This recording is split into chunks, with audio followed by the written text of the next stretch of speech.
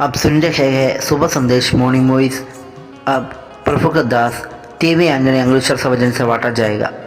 बचाने वाला है भक्षक नहीं, तेरे जैसा यहाँ कोई रक्षक नहीं।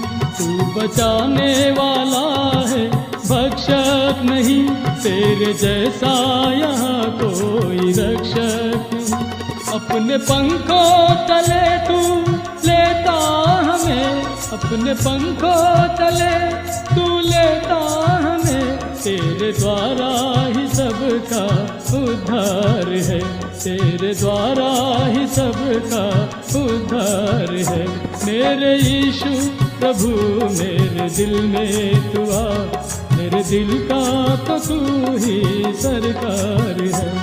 कोई और इस दिल में रहेगा नहीं, कोई और इस दिल में रहेगा नहीं। ये तो तेरे ही रहने का दरबार है, ये तो तेरे ही रहने का दरबार है। जय मसीह की। सुबह संदेश की द्वारा परमेश्वर की वचन जो सुनता है, सभी सुनने वालों को हमारा हार्दिक स्वागत है। आज का मनन के लिए यिर्मयाह का किताब 11 अध्याय की 19वीं कलम, यिर्मयाह चैप्टर 11 वर्स 19। मैं तो वध होने वाले भेड़ के बच्चे के समान अनजान था। मैंने जानता था कि वे लोग मेरी हानि की युक्तियाँ यह कहकर कहते हैं, आओ हम फल समेत इस वृक्ष को उखाड़ दें और जीवितों के बीच में से काट डालें, तब इसका नाम तक स्मरण ना रहे। प्रभु के नाम की महिमा हो। इस अध्याय में अनातोत की यिर्मयाह का संबंध में कुछ बातें हम इसमें दे सकते हैं। यिर्मयाह को मारने के लिए लोग आते हैं, वो समय पर उधर से बच जाता है यिर्मयाह तो बाद में उसका मृत्यु हो गया होगा, लेकिन उतने समय तक यिर्मयाह को बचाने वाला प्रभु उसको बचा देता है। लेकिन इसमें एक बात को हम समझना चाहिए। इस वचन का आधार पर हम देखेगा तो इसी प्रकार हम पढ़ते हैं, मैं तो वध होने वाले भेड़ के बच्चे के समान। हम इसी प्रकार पढ़ते हैं। ये हमारा प्रभु का संबंध में हम इसमें दे सकते हैं। यशायाह का किताब 53 अध्याय की 7वीं आयत में इस प्रकार पढ़ते हैं, वह सहता गया तो भी वह सहता रहा और अपना मुंह ना खोला। जिस प्रकार भेड़ वध होने के समय और भेड़ी ऊन कतरने के समय चुपचाप शांत रहती है, वैसे ही उसने भी अपना मुंह ना खोला। यहाँ हम देखते हैं कि प्रभु यीशु मसीह का एक भविष्यवाणी तरीके इस वचन को हम दे सकते हैं, जो वध होने के लिए एक भेड़ को लेकर जाता है, लेकिन वो भेड़ को मालूम नहीं पड़ता है उसको वध करने के लिए लेकर जा रहा है, लेकिन उसको खींचकर लेकर जाता है। इसी प्रकार प्रभु यीशु मसीह को हमारा पाप का सजा उठाने के लिए उसको लेकर गया है। हम इसमें इसी प्रकार हम दे सकते हैं। और कुछ बाइबल में ट्रांसलेशन में ऑक्स भी लिखा है, इसी प्रकार भी हम दे सकते हैं। तो इसी प्रकार जो वध होने वाला प्रभु यीशु मसीह को लेकर गया है, वो समय पर प्रभु यीशु मसीह बिल्कुल कुछ भी बात उधर अधिकारी लोगों का सामने नहीं किया है। ये बातें हमको मालूम है। कैयफा, अन्नाव, पिलातस, इसी प्रकार का लोगों का सामने कोई भी शब्द उसने कहा नहीं है। ये लोग यीशु मसीह को क्रूस में चढ़ाने के लिए तैयार हो गया। हम इसी प्रकार पढ़ते हैं कि निर्गमन की किताब 12 अध्याय की 7वीं कलम में, तब वह उसके लहू में से कुछ लेकर जिन घरों में मेमने को खाएंगे और उसके द्वारा दोनों अलंक और चौखट के सिर पर लगाए। यहाँ हम देखते हैं कि पसह का मेमने को काटने का बाद में उसका लहू अलंकों में और घर का द्वार के ऊपर लगाने का विषय हम दे सकते हैं। तो हम समझना चाहिए और इसी प्रकार का बातों को हम दे सकते हैं। और लेवियों का किताब पहले अध्याय की 10वीं कलम में उसमें होम बलि के लिए एक मेमने को और बलिदान करने के लिए कहा रहा है।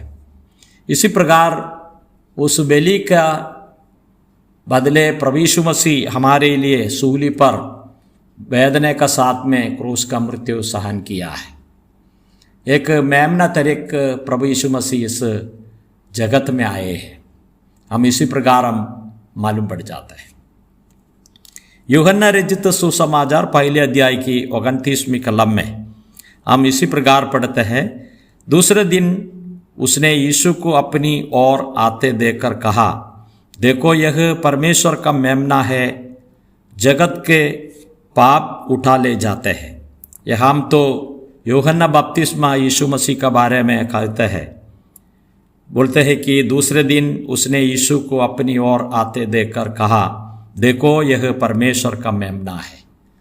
तो परमेश्वर का मेमना तरीके प्रभु यीशु मसीह इस जगत में आए हैं, हमारा पाप का सजा उठाने के लिए आए।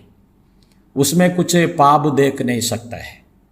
हम एक बात को हम समझना चाहिए, प्रभु यीशु मसीह को दो डाकुओं का बीच में, चोरों का बीच में उसको क्रूस पर चढ़ाए है। लेकिन वो क्रूस किसके लिए है? वो क्रूस प्रभु यीशु मसीह का नहीं है, वो क्रूस तो बराबास के लिए है। लेकिन बराबास का क्रूस जो प्रभु यीशु मसीह को निर्दोष निष्कलंक मेमना तरीके प्रभु यीशु मसीह को क्रूस पर चढ़ाया। ये बातों को हम स्मरण करना चाहिए। प्रभु हमको सहायता करे। हम प्रकाशित वाक्य 5वें अध्याय की कलम 6 में हम इस प्रकार पढ़ते हैं, तब मैंने उस सिंहासन पर और चारे प्राणियों और उन प्राचीन के बीच में मेमना एक वध किया हुआ और मेमना खड़ा देखा। उसके 7 सिंह और 7 आंखें थी। परमेश्वर की बातें आत्माएं हैं जो सारी पृथ्वी पर भेजी गई है। यहाँ हम देखते हैं और स्वर्ग में प्रभु यीशु मसीह का एक दर्शन, एक मेमना तरफ उसका दर्शन को हम देखते हैं। लेकिन वो स्वर्ग में भी एक मेमने का तरफ उसको दर्शन दिया है। लेकिन एक बात को हम देखना चाहिए, वो मेमना पुनरुत्थान हुआ है, नहीं तो यीशु मसीह पुनरुत्थान होकर आज स्वर्ग में पहुंचा हुआ है। ये बातों को हम दे सकते हैं। और इस मेमने का द्वारा शांति और सारे बातें, समाधान और ये सारे बातें हमको मिला हुआ है। हम परमेश्वर को धन्यवाद और स्तुति करेंगे। जैसे यिर्मयाह को इसी प्रकार गिना लिया है कि वध होने वाला भेड़ के बच्चे के समान, इसी प्रकार यिर्मयाह कहते हैं। लेकिन वो यिर्मयाह तो उस समय पर मरा नहीं है, लेकिन वो प्रभु यीशु मसीह इस जगत में था। और सच्ची रीति से देखेगा तो प्रभु यीशु मसीह है परमेश्वर का मेमना। पाप का कोई संबंध बिना प्रभु यीशु मसीह हमारा पाप का सारे बातें और सह लिया है। सारे अधिकारी लोग उसको छोड़ दिया, शांत रीति से सारे बातें उसने सह लिया। और उसका सिर को पर कांटों का मुकुट रखे हुए, दोनों हाथों में किल्ला मारकर हम देखते हैं कि पंजर से बेधे हुए जगह से लहू और पानी बहाकर हमारे लिए जीवन सूली पर दिया है। वो कितने अनोखा प्रेम उसमें दर्शाते हैं। हम ये बातों को हम समझे, एक पाप का कोई संबंध बिना प्रभु यीशु मसीह उस बात और हमारे लिए ले लिया है। तो हम समझना चाहिए क्रूस एक्चुअली उसके लिए नहीं है, ये दूसरे के लिए क्रूस का मृत्यु सहना चाहिए, लेकिन वो क्रूस का मृत्यु प्रभु यीशु मसीह ने ले लिया है। मृत्यु के बाद में पुनरुत्थान होकर आज स्वर्ग में विराजमान है। ये प्रभु यीशु मसीह फिर वापस आएंगे। क्यों आते हैं? प्रभु का लोगों को लेकर जाने के लिए। जितने लोग प्रभु में विश्वास किया है, मर गया है, वो लोग पुनरुत्थान होकर यीशु मसीह को मिलेंगे। वो समय पर जितने लोग जिंदा रहते हैं यीशु मसीह का लोग रूपांतर होकर यीशु मसीह को मिलेंगे और आराधना करेंगे। इस मेमना हम जो पापी लोग को सजा रखना है, वो सजा भोगना है, उसमें से बचा लिया। इस बातों को याद करके प्रभु की आराधना करूँगा, स्तुति करूँगा, उसकी नाम की महिमा हो। जय मसीह की।